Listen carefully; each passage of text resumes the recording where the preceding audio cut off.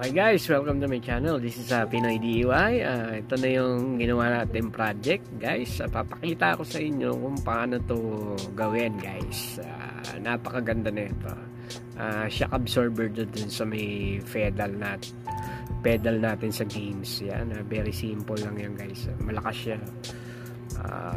One hand yung gamit natin. Mahirap pigayin. Yan, maganda siya. Okay guys, abangan nyo kung paano natin to ginawa.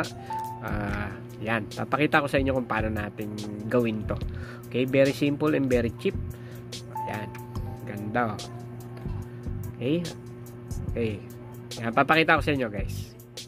Bago lahat, don't forget share, like, and subscribe sa my channel ko. And please donate to my PayPal account. Okay, umpisa na natin guys kung paano natin ginawa to. Yan guys, ito yung PVC natin. Ginamit natin PVC is 1 inch. Then ang haba niya is 2.75. Yan yung dulo. Okay, yan yung PVC blue. Tsaka meron tayong 1.5 ang circumference niya, sa yung circle niya 1.5. Yung isa is 1 inch lang. Then yan, ipapasok natin yung kailangan magkakasya siya. Then lalagyan muna natin ng oil para madali siyang pumasok sa loob, madulas siya. Yan ang gagawin nyo guys. Tapos yan ganyan yan. Yung iba konti lilihain nyo para madulas siya, ganyan. Tapos ang gagawin natin next niyan, yan, kailangan talagang malinis yan, lilihain nyo. Then okay na yan. Tapos lalagyan natin ng glue yung pinaka handle nya. Yan, yung white na yan, pwede kayong gumawa niyan.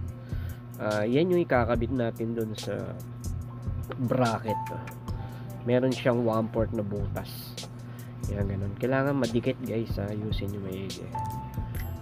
Yan, simple lang naman to. Wala lang magawa kasi umuulan.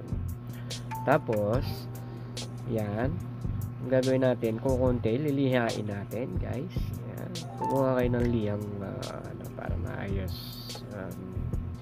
Yan, ganyan yung loob niyan. Tapos yan, siguraduhin yung nakadikit. Tapos ang spring nito, papasok natin sa loob. Ang spring nito nasa lang, ang butas, ang niya is 1 inch. Yan, kaya sakto yan dyan actually maluwag yan, kaya nilagyan lang natin ng tape yung yung malaki natin, yung 1-in-1 na para magkasya yung 1 inch. Yan, para hindi siya nagwi-wiggle guys. Ganun lang kadali. Yan, tapos susukatin natin. Yan, kailangan may allowance yung dulo. Then yan, nakakuha tayo ng 3 inches ang haba nung main body natin. Okay, yan. Tapos lalagyan natin siya ng 1/2 tape, pero hindi natin sasagad, almost 1/4 lang. Okay, 1/4. Yan, ikutin natin siya guys hanggang siya kumapal siya. Kailangan natin yan para kumarang dun sa loob ng 1-in-1/2. Okay, yan, speed up na natin yung natin, bibilisan natin guys. Tapos pagka natapos nyo susukatin nyo syempre, kasi baka hindi magkasya dun sa may 1-in-1/2 natin kasi tandaan nyo, 1 inch lang yung papasok natin, 1-in-1/4 yung butas ng PVC nating malaki. Ayan, pagkatapos nyan guys, yan, testingin natin kung papasok siya. Yan guys, hindi siya masyadong masikip, hindi rin siyang masyadong maluwag. Kailangan sakto lang, huwag niyong lalagyan ng gaff. Okay, tapos yan, guguntingin natin exist nyan, forward natin yung video para mas mabilis nyo makita. Okay, lilinisin lang naman natin yan. Tapos konting liha, yan, kuskus, ikot, Yan guys. Follow nyo na lang, subscribe kayo sa channel ko guys. Matagal na tayo hindi gumagawa ng video eh. Ngayon lang natin naisipan ulit, medyo busy. Yan, okay na, maluwag na siya guys. Basta importante is madulas siya. Okay, lalagyan natin ng yung tape na nilagay natin para maging kahoy siya guys. Lalagyan natin ng glue, shoe glue, para tumigas siya, hindi siya masisira guys. Hindi na siya magiging papel, magiging kahoy na siya kasi super glue yung didikit natin. Paikot yan guys pero hintayin yung matuyo bago nyo ipasok sa loob kasi baka dumikit, hindi nyo na matatanggal, sayang yung gawa nyo guys. Okay, yan. Tapos pupunasan natin ng papel para maging makinis siya guys. Magiging plastic siya pala, hindi pala kahoy. Yan, tuyo na siya guys. Tapos pipit natin yan kung kasya ba. Okay, medyo masikip siya. Ang ginawa ko dito, niliya ko lang, pero pumasok naman siya. Yan, okay na siya, maluwag siya, maluwag na masikip. Pero don't worry, bumili tayo ng grasa o grease pampadulas. Kailangan lalagyan nyo yan dyan kasi lifetime na yan dyan eh. Lifetime. Okay, forward natin yung video. Nag-init tayo ng isang 2 inches na PVC, yung kulay blue guys. Pa-forward natin kasi ang init guys eh. Wala akong guantes eh. Okay, yan, flat na siya guys. Gumamit kayo ng kahoy na pang-flat o kaya yung mas maganda yung tiles para mabigat. Yan, initin nyo lang sa kalan or kaya may blower kayo guys, ganun lang. Tapos yan, mabilis siyang lumamig. Okay, tapos gawin natin na bumili ako ng pambutas. Sakto lang to. Kailangan, pero babawasan ko pa rin kahit paano. Yan, bibilogin natin yung PVC pinalat natin. Kukuha tayo ng circle, gagawin nating brace yan sa loob. Ayan, nabutas ko na yung isa. Gagawa pa tayo ng isa pa para doble siya, makapal siya guys. Yan, pagtapos nyan sukat na sukat yan dyan guys, pero babawasan natin pala ng konti kasi sobra siya. Sobra yung nabili kong drill bit ba tawag yan, drill bit hole. Yan, yan, kita nyo may bilog na siya. Yun galing, ganda yan. Tapos nilinis ko na, nilagyan natin ng tornilyo para pag ikot niya is yan, kita nyo pasok yan. Para lang mahugot ko, nilagyan ko lang tornilyo. Okay, sakto siya. Yan, niliya ko na yan guys, ginarinder ko na. Tapos pagtapos nyan, gagawa tayo ng brace guys. Nagcut tayo ng 1 piece na, kasi sukat lang din ng 1 1/2 lang. Yan guys. Tapos yan, guhitan nyo lang. Ang pamputol na ginamit ko rito, yung pangguhit is tornilyo, pwedeng pa ako, basta matulis para pagbali nyo guys. Yan, ganyan madali lang baliin okay, para tuwid na tuwid siya. Okay, yan kita nyo. Pagkatapos nyan, magkakat tayo ng mga square. Hindi naman siya square o kaya yan, square o triangle. Kinat ko na rin yung dulo para pag nilihan natin, ginarinder natin, okay siya. Pag didikitin natin yung tatlo na yan para makapal guys. Yan, mapapansin nyo yan ganyan. Yung nag-grinder ako, lalagyan lang natin ng shape kasi masyadong matagal pag nilihan natin. Yan, bumili tayo ng grinder, matagal na to. Yan, pagtapos nyan guys, makikita nyo naka-shape na. Isi-shape nyo na lang na maganda para flat na flat, medyo formal naman ng konti para maganda. Okay, pagtapos nyan guys, yan na siya, ganyan na siya. Tapos bubutasan natin yan guys. Kumuha tayo ng ang sukat nito is 1/4. Kapareha siya ng tornilyong gagamitin natin. Yan, yung bolt. Tapos bubutasan natin.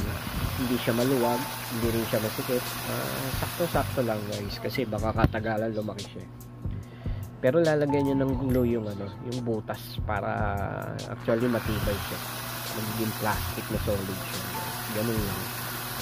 Yan, binarena ko na, then nilakihan ko ng konti para medyo masikip pala siya. para makakalaro naman ng konti yung tornilyo. Yan guys, nakita nyo, sakto naman talaga. Yan, tapos bumili tayo ng epoxy. Paghaluin natin yung epoxy. Yan, dalawa yan. Pwedeng glue, pero ito mabilis kasi. Habang naghahalo kayo, medyo nakatapat kayo sa electric pan guys, para mabilis siyang lumapot.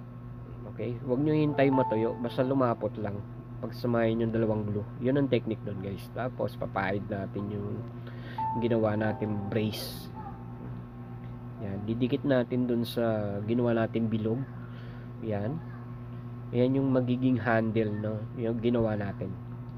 Yan yung magiging handle doon sa yung bracket para doon sa foot pedal natin. Yan.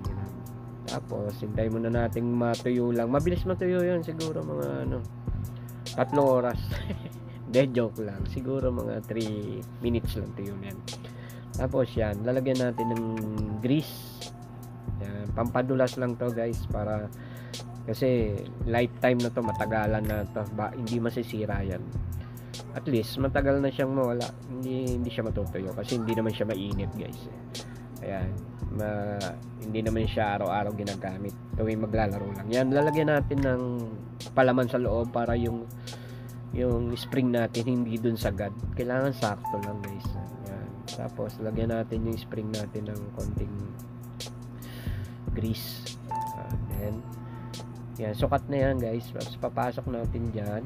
Ayan, pagka nalagyan na ng grease yung madulas na yan, syempre hindi na tayo mahirapan yan. Yan, maglalak siya dyan, hindi nyo mahuhugot dyan.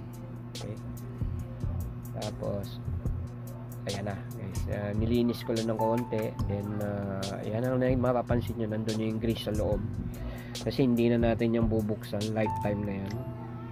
Yan, tapos lalagyan natin ng glue yung cuff natin, yung brace cup natin. Kailangan maayos yung pagkakagulo nyo guys. Mura lang yung glue sa online, doon kayo bumili, huwag kayo bumili sa mga tindahan lang. Sa online kayo bumili, puno yan guys, napakamura lang. Tapos solid na solid ang dikit nyan. Sa Shopee meron yan guys, 3 piraso, murang mura. Yan, huwag kayong bumili sa mga kalsada, mahal yan. Yan, dyan na yan, ganyan. Tapos didikit mo lang guys, hintayin nyo, seconds lang yan. Huwag nyo lang idikit yung kamay nyo para hindi ma-damage yung daliri nyo guys. Ayan na. Ito na guys, natapos na natin yung pedal natin guys. Ayan, ito yung old pedal ko. Ayan, ganyan siya dati guys. Ayan, binaklas ko lang. Tapos ito na yung ginawa natin. Ito yung bago na. Ayan, sa next week gagawin na natin yung natin, kasunod yan. Tapos ito yung luma spring, nakalabas siya, pero maganda rin talaga, wala kang problema. Pero ito kasi maganda, nakatago yung spring, hindi siya kakalawangin. Tapos meron tayong motor dyan for rumble. Sa next video ko, tuturo ko sa inyo talaga ng upright. Yan, ganyan. Ang ganda na ito guys, papakita ko sa inyo yan. Ang lakas ng yan, babaklasin muna natin yung tornilyo para makita nyo ng malapitan. Yan, ganun lang. Ay, ang gamit ko pala rito, yung brace na ginamit ko, yung sa electric pan na yung tawag yan, yung binibili sa mga palengke, yung naka-clip pan lang yan, clip na yan, ito brace yan ng electric pan guys, yung clip pan. Yan, 3 yan, nakakuha ko sa mga junk shop lang. Pwede nyong gamitin yun. Saktong sakto yan sa ginawa ko. Ang ganda guys, hindi mapapansin nyo. Yan. Tapos ito yon, yung finished product natin guys. Ayan, nakikita nyo naman nice na nice. Para kang bumili ng ng Logitech na spring. Ganda siya, napakadali niyang gawin Kaya lang, kailangan syempre may gamit kayo. Sulit na sulit. Kaysa bumili ako, pwede na akong gumawa lang ng ganito. Kulang na lang ako ng 2, ayusin ko by next week pagka may bakanting oras naman tayo. Okay, gumagawa lang tayo nito kapag umuulan, yung walang pasok yun, kasi wala pa tayong budget gaano. Donate na lang kayo. Yan, ganyan yan. Yan, tingnan nyo guys. Lakas siya, malakas, ang hirap yan. Yung spring niya malakas, hindi siya malambot. Kung gusto nyo sa brake, yan yung brake. Sa payong yung ilagay, yung yung spring ng payong para super realistic yung gagawin. Next, yung sa brake natin, gagawin natin sa spring yan. Spring ng payong guys. Yan, malakas yun para pag-apak nyo talagang sulit na sulit. Ito gagawin natin sa clutch tsaka accelerator. Yan, gagawin tayo next week, assemble natin para pare-pareho siya ng ganyan siya. Okay guys, ayan, marami ng kamay natin. Syempre ganun talaga pag gumagawa ng project, madumi ang kamay, pero sulit na sulit ang saya natin guys. Kaysa bumili tayo mahal, pwede naman tayo gumawa Yan. Watch na yung ibang video ko guys, pa-support lang. Okay, tapos next video ko gagawin ko na yung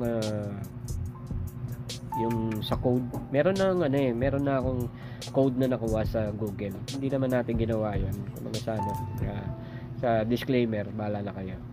Kumopya lang tayo. Tapos minodified natin, marunong naman tayong konti, inedit natin ng konti, success tayo guys. Ngayon gumagana na yung steering wheels natin. Yan. Ngayon ito na yung ginagawa ko ngayon, yung sa minomodified ko yung foot pedal natin. Tingnan mo yung spring. Wow, ang ganda. Pang inapakan mo talagang sulit na sulit guys. Hindi siya malambot, talagang swabe. Okay na guys, yan guys, nakikita nyo yung ito yung RJ45. Yan yung connector natin, gagawa ko yan. Tapos next video natin gagawa na natin yung TCRT 5000 guys, para dun sa hindi tayo gagamit ng potentiometer. Sige guys, don't forget share, like and subscribe sa channel ko.